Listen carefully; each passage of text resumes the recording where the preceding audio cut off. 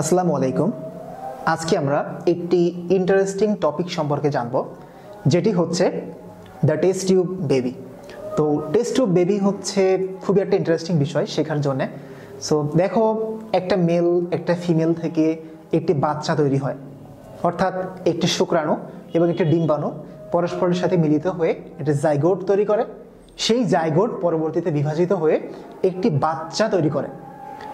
But এর বাইরেও বর্তমান আধুনিক মেডিকেল সায়েন্সে, আধুনিক সায়েন্টিফিক জগতে আমরা একটা ডিফারেন্ট ওয়ে তৈরি করছি, যে ওয়েতে একটি মেল একটি ফিমেলের অ্যাক্টিভ পার্টিসিপেশন ছাড়াও একটি বাচ্চা তৈরি করা সম্ভব। ইয়েস, সেই সিস্টেমকে আমরা বলি দ্য টেস্ট টিউব বেবি। তো আজকে আমরা সেই টেস্ট টিউব বেবি সম্পর্কে আলোচনা করব। দেখো, যে টেস্ট টিউব বেবি বিষয়টা হচ্ছে কি, এটি হচ্ছে কিছু কন্ডিশন থাকে, যেমন একটা পার্টনার, একটা মেল একটা ফিমেল বিবাহিত। সো এই ক্ষেত্রে মেল যদি ফার্টাইল হয়, ফিমেল যদি ফার্টাইল হয়, তাহলেই তাদের বাচ্চা উৎপাদন করা সম্ভব। বাট যদি এমন হয় যে মেল বা ফিমেলের মধ্যে যে কোনো একজন ইনফার্টাইল বা যে কোনো একজন বাচ্চা উৎপাদনে অক্ষম, অর্থাৎ মেলের ক্ষেত্রে কি থাকে আমরা জানি, মেলের ক্ষেত্রে থাকে হচ্ছে স্পার্ম, আর ফিমেলের ক্ষেত্রে থাকে হচ্ছে ওভাম। তো যদি মেলের ক্ষেত্রে স্পার্মের পরিমাণ কম থাকে বা স্পার্ম একেবারেই অ্যাবসেন্ট থাকে, তাহলে কিন্তু এই মেল বাচ্চা তৈরি করতে পারবে না। আবার ফিমেলের ক্ষেত্রে যদি ওভামের পরিমাণ কম বা ওভাম ফাংশনালি অ্যাক্টিভ না থাকে, তাহলেও কিন্তু এই ফিমেল দিয়ে বাচ্চা তৈরি করা সম্ভব হবে না। দেখো, দুইজনের মধ্যে যদি যে কোনো একজনের সমস্যা থাকে, অন্যজন কিন্তু ভালো, তারপরেও কিন্তু বেবি প্রোডাকশন হবে না। সো সেই ক্ষেত্রে আমরা আর্টিফিশিয়ালি, কৃত্রিমভাবে একটি পদ্ধতি আবিষ্কার করছি, যাকে বলা হয় টেস্ট টিউব বেবি বা ইন ভিট্রো ফার্টিলাইজেশন। নামটা হচ্ছে ইন ভিট্রো ফার্টিলাইজেশন বা আইভিএফ। এই আইভিএফ, ইন ভিট্রো মানে কি? ভিট্রো মানে হচ্ছে ল্যাবরেটরি, অর্থাৎ ল্যাবরেটরির ভিতরে বাচ্চা তৈরি করা হবে, মানুষের শরীরের ভিতরে না। It's interesting. সো কীভাবে এটা হয় দেখো, ফার্স্ট যদি সাপোজ ধরে নিই যে মেল হচ্ছে নন ফার্টাইল, অর্থাৎ মেলের স্পার্ম নাই, বাট ওই কাপলের যে ফিমেল ছিল সেই ফিমেল হচ্ছে ফার্টাইল, অর্থাৎ ফিমেলের কিন্তু ওভাম আছে, ওয়েল অ্যান্ড গুড, ফিমেলের ওভাম গুড। এখন আমরা কি করব, ফিমেল থেকে এই ওভামটিকে কালেক্ট করব, ফিমেলের ওভামটিকে কালেক্ট করব কখন? মিনস্ট্রুয়াল সাইকেলে, মেনস্ট্রুয়েশনের সময়। অর্থাৎ যদি একটা ফিমেলের 28 দিনের একটা চক্র হয়, মেনস্ট্রুয়েশনে জানি আমরা মাসিক যখন হয় সেটি 28 দিনে হয়। তো এই 28 দিনের মধ্যে 14তম দিনে নর্মালি একটা ফিমেলের ডিম্বপাত হয়, অর্থাৎ তার যে ওভাম, যে ডিম, সেটি 14তম দিনে বের হয়। সো এই 14 দিনের মাথায় আমরা এই ডিমটাকে কালেক্ট করব, কালেক্ট করে ল্যাবে নিয়ে যাব। আর এই ফিমেলের যে মেল পার্টনার, সেই মেল পার্টনারের স্পার্ম আমরা টেস্ট করব, যে সেই স্পার্ম তার অ্যাডিকুয়েট অ্যামাউন্টে আছে কিনা, বা অ্যামাউন্ট থাকলেও সেই স্পার্মটা কোয়ালিটি ভালো আছে কিনা, যে সেটা বাচ্চা তৈরি করতে সক্ষম কিনা। যদি বাচ্চা তৈরি করতে সক্ষম হয়, তাহলে সেই স্পার্মটি কালেক্ট করব।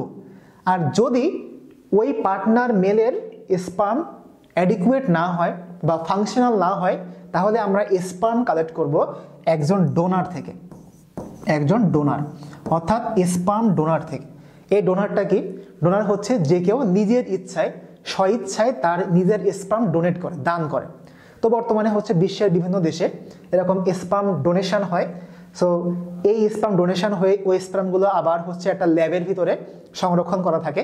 যেমন আমরা টাকা ব্যাংকে রাখি, তো ওরা হচ্ছে এরকম স্পার্ম ব্যাংকে রেখে দেয়, তাকে বলা হয় স্পার্ম ব্যাংক। তো সেই স্পার্ম ব্যাংক থেকে আমরা একটা স্পার্ম কালেক্ট করি বা একটা শুক্রাণু কালেক্ট করি। কালেক্ট করে এই দেখো টেস্ট টিউবের ভিতরে আমরা সেই স্পার্মটাকে আর ওভামটাকে মিলিত করালাম। এখন একটা স্পার্ম একটা ওভামকে মিলিত করা হয় না, অনেকগুলো দেখা যায় 5টা 7টা ওভামের সাথে 5টা 7টা স্পার্মকে মিলিত করে এরকম 5টা 7টা বাচ্চা তৈরি করা হয় বাইরে। কিন্তু বাইরে তো বাচ্চা তৈরি হয় না, বাইরে হচ্ছে একটা নির্দিষ্ট দশা পর্যন্ত যায়। ধরো আমি 4টা বাচ্চা তৈরি করার জন্য 4টা জাইগোট তৈরি করছি। এখন এই জাইগোটটি টেস্ট টিউবের ভিতরে আছে এখনো পর্যন্ত। আমি দেখবো যে এই জাইগোট চারটি থেকে সবচেয়ে ভালো কোনগুলা, অর্থাৎ কোনগুলো বেশি ম্যাচিউর, কোনগুলো সবচেয়ে বেটার। দেখা যায় যে এই দুটা সবচেয়ে বেশি ভালো, তখন আমি এই দুটাকে একটা দশায় যাওয়ার পরে সেগুলোকে এই টেস্ট টিউব থেকে বের করব। বের করে তখন আমি ওই মায়ের জরায়ুতে এই দুইটা বাচ্চার জাইগোটকে প্রতিস্থাপন করব। তাহলে দেখো, বাচ্চা জন্ম হচ্ছে মায়ের গর্ভে, কিন্তু এই বাচ্চা জন্ম হওয়ার জন্য যে মেকানিজম, যেটা আমরা একটা ভিডিওতে দেখাইছি, সেটা দেখলে তোমরা বুঝতে পারবে। এই মেকানিজমটা কিন্তু মায়ের শরীরে হয়নি, এই মেকানিজমটা ঘটছে কোথায়? মায়ের শরীরের বাইরে, ল্যাবরেটরির ভিতরে, এই টেস্ট টিউবের ভিতরে। সো সেইখানেই আলটিমেটলি মেকানিজমটা ঘটলো, এবং তাদের যে প্রোডাক্ট, সেই প্রোডাক্টটি আমি এবার মায়ের জরায়ুতে প্রতিস্থাপিত করলাম।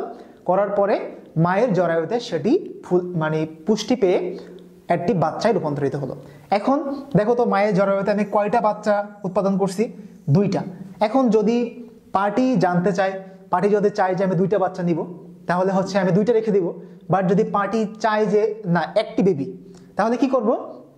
এই দুইটা জাইগোটটাকে আমি তখন এক্সামিন করব, পরীক্ষা নিরীক্ষা করব যে কোন জাইগোটটা বেস্ট, কোন বাচ্চাটি বেস্ট, তার কোয়ালিটি বা বাচ্চার সব কিছু দিক থেকে সে কোনটা ভালো সবচেয়ে, সেটিকে রেখে বাকি জাইগোটটিকে আমি নষ্ট করব। নষ্ট করে একটি জাইগোট থেকে আমার একটি সুন্দর বাচ্চা ডেলিভারি হবে। এটি হচ্ছে ইনভিট্রো ফার্টিলাইজেশন। এখন এই ইনভিট্রো ফার্টিলাইজেশনটা জন্য আমরা যে ডোনার, যে দাতাকে আমরা চয়েস করছিলাম, সেই দাতা হওয়ার জন্য কয়েকটি ক্রাইটেরিয়া আছে। যেমন প্রথমত হচ্ছে, যে দান করবে সে কখনো টাকার বিনিময়ে দান করতে পারবে না, এটি একটি বৈশিষ্ট্য। যে স্পার্ম দিবে সে কোনোদিন স্পার্ম দিয়ে টাকা নিতে পারবে না। আরেকটি হচ্ছে, যে স্পার্ম ডোনেট করবে সে ওই পার্টির কোনো রিলেটিভ হতে পারবে না, অর্থাৎ কোনো আত্মীয় স্বজন হতে পারবে না। কারণ তোমরা জানো যে এই আত্মীয় স্বজনের মধ্যে কিন্তু অনেক রোগ ব্যাধি ছড়ায়। অর্থাৎ যদি আত্মীয় স্বজনের ভিতরে বিয়ে হয়, তাহলে কিন্তু বাচ্চার অনেক রোগ হয়। সো দেখো, বিয়ে হয়েছে মানে কি, তার বাচ্চা হবে। সো যদি আত্মীয় স্বজনের স্পার্মও নেওয়া হয়, তাহলেও কিন্তু যে বাচ্চা তৈরি হবে, এই বাচ্চা কিন্তু অ্যাবনর্মাল হতে পারে। এই জন্যে ডোনার কখনো রিলেটিভ হতে পারবে না। তৃতীয়ত, এই ডোনার কখনো জানতে পারবে না যে সে এই স্পার্মটিকে কাকে দিবে। আবার যে পার্টি এই স্পার্মটিকে গ্রহণ করবে, সেই পার্টিও কখনো জানতে পারবে না যে কে তাকে এই স্পার্মটি দান করলো। এইটা কিন্তু অনেক ইন্টারেস্টিং। কারণ দেখো, যদি যে ডোনেট করছে স্পার্মটা, যদি সে জানতে পারে যে আমার স্পার্মটা দিয়ে অমুক ফ্যামিলির একটা বাচ্চা হয়েছে, তাহলে কিন্তু আলটিমেটলি ওই সন্তানটি তার স্পার্ম দিয়েই তৈরি হয়েছে। সো ওই সন্তান যখন বড় হবে, তখন সে কার পরিচয় বড় হবে? আসল বাবা তো অন্য একজন। সো এই জন্যে কখনো জানা যাবে না যে কাকে সে স্পার্ম ডোনেট করলো।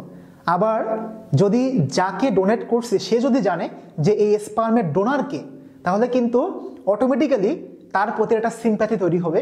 সো এই ক্ষেত্রে অনেক সোশ্যাল প্রবলেম হতে পারে।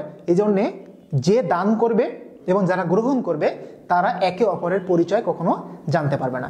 এরকম কয়েকটা ক্রাইটেরিয়া থাকে। বা যে ডোনার দান করবে স্পার্মটিকে, সেই ডোনারের কোনো জেনেটিক রোগ, যেমন হিমোফিলিয়া, থ্যালাসেমিয়া, এই রোগগুলো থাকতে পারবে না। বা ওই ডোনারের অবশ্যই সন্ততি থাকতে হবে। যেমন যে দান করছে, যদি তার নিজেরই সন্তান না থাকে, তাহলে তার স্পার্ম দিয়ে কি আর একটা জায়গায় সন্তান তৈরি হবে? না। সো অবশ্যই ডোনারের সন্ততি থাকতে হবে, এবং তার কোনো বংশগত রোগ বা রক্তবাহিত কোনো রোগ, স্পার্মের মাধ্যমে ছড়ায় এমন কোনো রোগ থাকতে পারবে না। সো এগুলোই হচ্ছে ডোনারের বৈশিষ্ট্য। সো ইনভিট্রো ফার্টিলাইজেশন সম্পর্কে আজকে এ পর্যন্তই। সবাইকে ধন্যবাদ।